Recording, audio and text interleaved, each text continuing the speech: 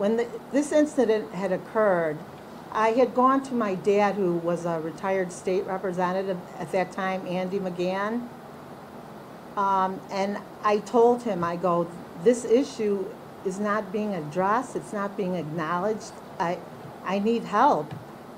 And my dad said, who was very close with Mike Madigan at the time, said, I'm going to go to Mike Madigan and I'm going to talk to him and tell him what had happened and see what he says.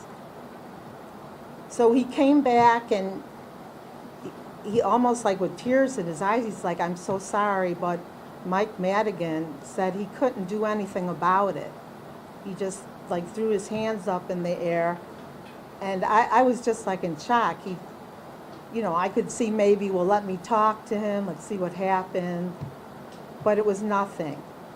And all my dad could say to me was, I'm so sorry about all of that. So, my intention here today is not to draw attention to myself. It's for a lot of people. It's for all those women out there who are afraid to come forward. It's for the people of our city, of our state, of Illinois. We all need change. Just from what I hear, that everyone is tired of Illinois being run by an iron fist. I almost, for lack of a better term, I call them adult bullies. It's going to be my way or no way. I was getting ready for work that day. I let the dog out, and I was just coming back in my house, and my back was turned, and I pushed, and I felt this pressure on the door. I turned around, and I saw him standing there, and he pushed the door on me. I ran in. I go, what are you doing here? He grabbed me by the back of my hair and pulled me down to the ground. So and he kept yelling, why are you getting other people involved? Why are you getting other people involved? Because I was trying to slowly break the relationship off, because I was getting scared. Because I had called his cousin to say, please have your cousin back off. I don't like the relationship anymore. So I was able to fight him off, and I ran to the bathroom. He was standing in front of me, so I couldn't run to the door to get out the door. I ran to the back bathroom, and he was chasing me from behind.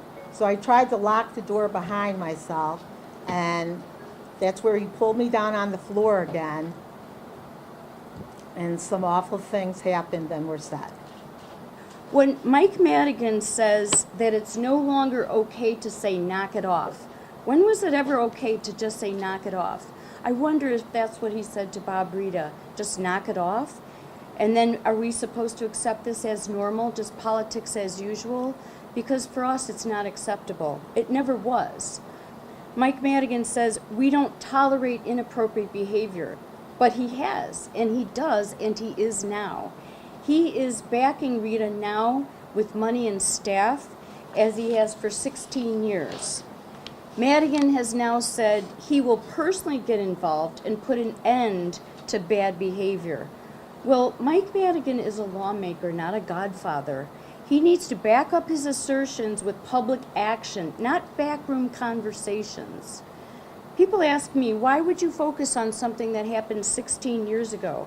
The reason is because it's not over.